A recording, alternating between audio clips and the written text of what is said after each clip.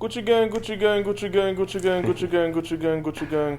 Sorry, son, no try on my bitch, not to- you know the fucking song. It's the I most should have seen famous. this coming. Well, I seen mean, this coming. yeah, I mean, we're talking about the most famous family in design probably ever. So, what do you expect? Exactly. I mean, and this movie actually turned out, actually, yeah, we can get into it. You want to get into it right away? Let's go.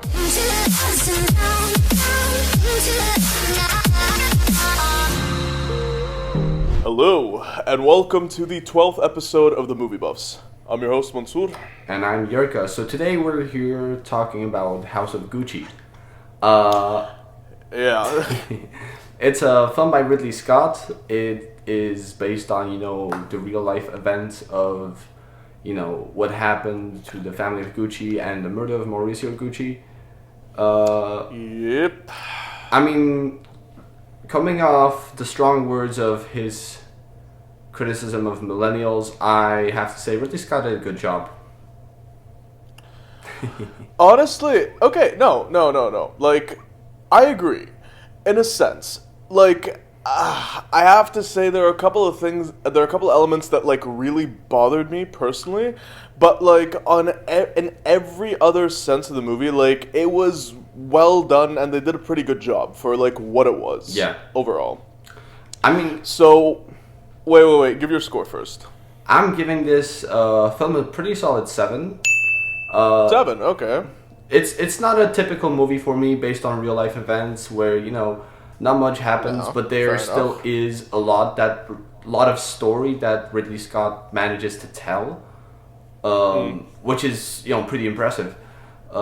So He manages to gain a lot of perspective. Yeah, Like, yeah, a yeah. lot of perspective on the entire story itself. I love how Um, you can shift from comedy, to emotional moments of betrayal and stuff. There's so much happening. Like you have emotional scenes that are like in the middle of the movie. That in other films, like the level of acting and performance and the depth of that moment would usually be like the third act climactic moment of any other movie. So you have so many of these moments. Like it was pretty impressive. It was well done, I have to agree. But, like, for me, I give it, like, a 6.5, honestly. Because, so... Essentially the Alright, same. can I just...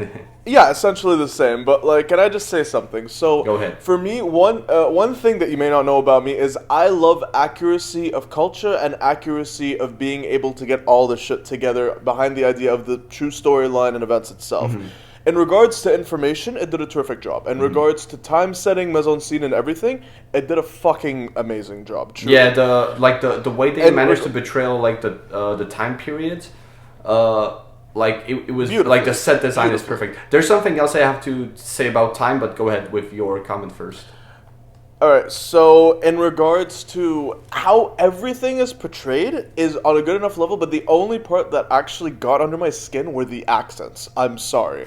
Like, Jeremy Irons had the worst fucking Italian accent. He's a terrific actor. I love him to death, but the accents in this movie were shit. I feel like the new Super Mario movie should be immediately recast, and we should have Jared Leto voicing Mario. It's me, Mario. It's me, Like Mario. every time he spoke, I just had the image of Mario like In your head, yeah, I know. No, because like, so can I tell you something? As someone who loves shows that perfectly portray the idea of like Italians and Italian Americans, like Godfather or like even The Sopranos. I mean, fucking hell, you could have. Like, the cast is great, don't get me wrong, but you could have gotten, like, actual Italian-American actors who have an Italian accent, Potentially, yeah. who are, like, fluent or conversational in Italian to actually hit those roles better. But, like, in other regards to casting, they did a terrific job. Yeah. I mean, Lady Gaga surprisingly knocked it out of the fucking park. Yeah, surprisingly she was good. Adam Driver, man, like he was great. Like he No, he was. he wasn't like I I have to say, like, even, like, literally everyone in, like, the top 6, even Salma Hayek did a solid job with her role, even though she had, like, literally almost nothing to do. I mean, except for the final, like, like third act of the film itself, like kind of leading up to the end, but like yeah, but I mean, personally, the accents for me, I know they were not like real Italian, but the film was kind of, it was not a comedy, but it was supposed to be really funny at times. And well, yeah, I mean, it's kind of whitewashed. Honestly, like I feel like this movie is pretty whitewashed considering the kind of subject matter that they're trying to deal with, plus the country, plus the period and everything. I mean, I don't mean to sound pretentious, but like, come on, if you were able to get actual people who were either Italian American or who could portray themselves as Italian American or American, like in The Godfather, Sopranos, Goodfellas, all those movies, I mean, you could try at least to do that for this movie. I mean, Yeah. okay, so one small comment. One actor I would have loved to be in this, because he, God rest his soul, was one of the best actors working. I don't know if you've ever seen the show, but as an Italian American and even as like a Italian heritage actor, one of the best. James Gandolfini, who played Tony Soprano in The Sopranos, would have been fucking perfect in this. Because right now, at his age, he would have been in his 60s. hmm Like, God rest his soul, he would have fit within the role so fucking well. Like, he would have fit in this film amazingly. But anyways, I have disregarding that. I have a little comment regarding like the passage of time that was in this film, because a lot of times like there was a scene that seemed like to take immediately place after a different scene, but then that scene continued, and you know how they had their daughter there, for example, or there was, Jeremy Irons who aged throughout the film.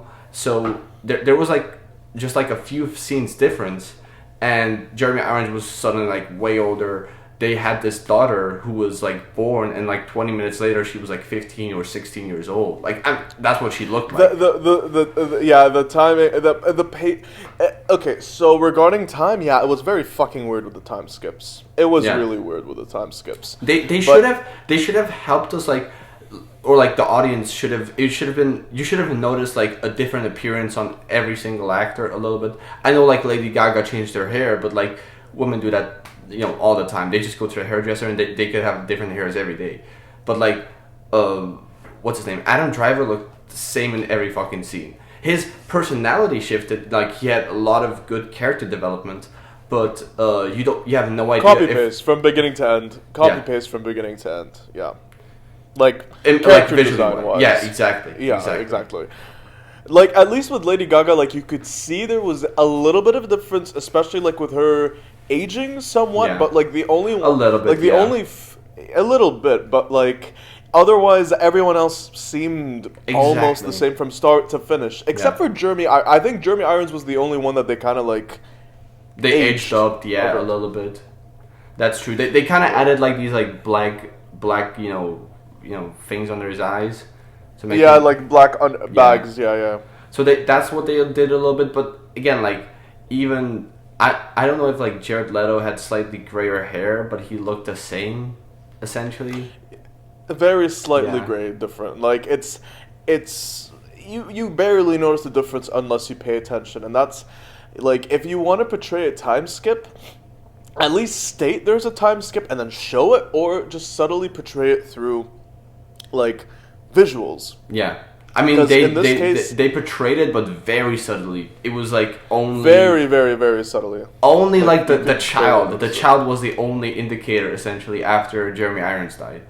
That was like the only indicator of like how many years and stuff you could see happen, because if that child wasn't there, you have no idea if this took place over All in the same year, or like six all in months like 2 or years. 6 years, and that's like Yeah, a yeah, big yeah. difference. It truly is, because especially in regards to the aging of like Adam Driver and of Lady Gaga, like there was an immense difference with how they aged, especially during that time. Like the only one that they kept like consistent with aging somewhat was Jeremy Irons. Otherwise, everyone else copy paste from beginning Exactly. to end, except for Yeah. like very slight changes. You have that final shot at the very start of the film, of course, with Adam Driver's Morius Oguchi. How he's riding the bike, and that's, the scene of his death, of course. They have that at the very start of the movie. In the next scene, he looks identical. Exactly. And like even Lady Gaga when she's sitting in the courtroom saying, "Call me Madame Gucci," which by the way was a very fucking cheesy line. I'm sorry.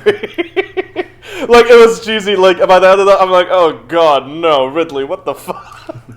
But, anyways, like how she looked from the beginning of the movie to the end, it's just a couple of wrinkles with shorter hair. That's it. And what there was like a 15-year to 20-year fucking difference between the two. Come on. Especially also like Al Pacino, he looked exactly the exactly the fucking same. Exactly the same. Exactly the fucking same. But again, I don't want to get in like that. That is probably my biggest, nitpick about the film. But otherwise, it's a good film. The reason why I give the reason why I give it a 7 is just, I guess, personal taste, and there's again, like, just to defend Ridley Scott with this film, there's always so much you could do with a film that's based on a real life event. And he took it and like made something good out of it and managed to like give a good informational and perspectivist spin on it. But like again, like my only two nitpicks are like the time skips, a little bit of the pacing, and the accents. Those are the only three actual problems I had with the movie, other than like a little bit of cheesy dialogue here and there. But like I personally didn't mind the accents because they were fun, man. I had fun with the accents, so I didn't mind it. And I always I'm a little particular about that because like again, I grew up on like Sopranos, Godfather, all that shit. So like it just kind of molded that into me. But I grew up on Super Mario, so that's why I enjoyed it. I grew up on Super Mario too, but do you think I think of that as the exemplar Italian accent? But Chris Pratt should watch this film and like, let's see what he does with Mario. Pratt. Well, first Buzz Lightyear, then fucking Mario. I mean, look, you want to know something? I feel like one movie that we could have done a lot more, that could have been done more justice for, that actually deserved Ridley Scott's attention, that actually caused him to kind of go like in a mass down, was Because of the Last Duel. If you've seen it. I haven't seen Last Duel yet, but I'm very interested in it. Once it is it out on digital already? I'm not sure, but I definitely want to check it out because I've heard that it's good, but it just massively flopped, even though there's so much talent involved. It's okay. Can I say this? Can I honestly just say this? Like, if this movie is a 6.5. The Last Duel. Wait! Don't say much better. I'm not gonna say the score. I'm not gonna say the score. But it was really fucking good. It was really fucking good. I'm not gonna give you my score, but better than this, definitely. We can discuss Last Duel down the line. Happily. The only thing I can discuss about Last Duel right now is Ridley Scott's comments, which are just purely idiotic and irresponsible to say. They were purely idiotic and irresponsible to say, but he kind of does have a point. That because of phones, people don't want to see his movie.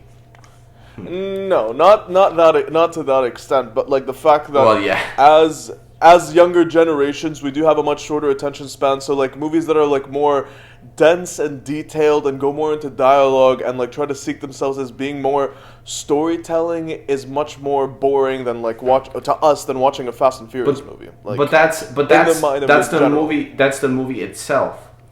People just were not interested in the premise. It like just watching the trailers and stuff. I guess honestly, the trailers and the marketing wasn't great.